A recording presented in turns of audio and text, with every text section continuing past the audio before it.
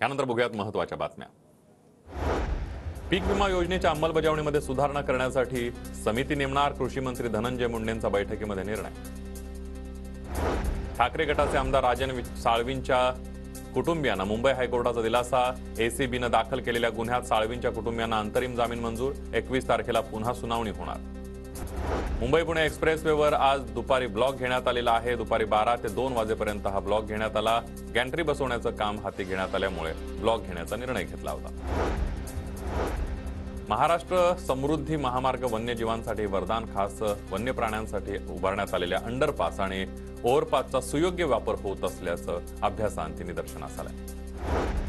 मध्य रेल्वे प्रशासन आणि रेल्वे सुरक्षा दलाच्या पथकाकडून जानेवारीमध्ये 56 बालकांची सुटका, तस्करी रोखण्यात काही अंशी यश। मुंबईच्या महालक्ष्मीमध्ये स्कायवॉकसाठी 78 झाडं कापण्याचा प्रस्ताव। संत महाराज चौक या मोनोरेल स्थानकापासून महालक्ष्मी मेट्रो स्थानकापर्यंतच्या स्कायवॉकसाठी झाडं कापणार। MMRDA कडून पालिकेकडे प्रस्ताव सादर।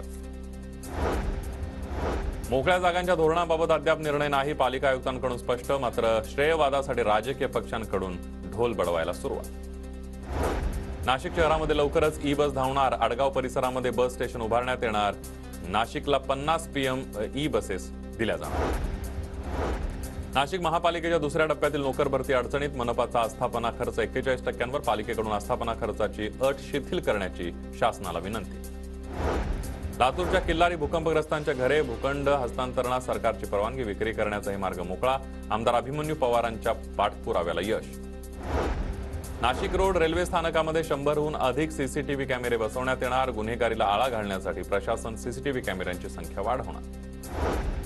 नागपूर जिल्हा परिषदेमध्ये अध्यक्ष पदाधिकाऱ्यांच्या दालनातील इतर फोटो काढण्याचे आदेश। शासनाने नमूद केलेल्या 24 फोटोंव्यतिरिक्त इतर फोटो काढण्याचे लेखी आदेश देण्यात आले।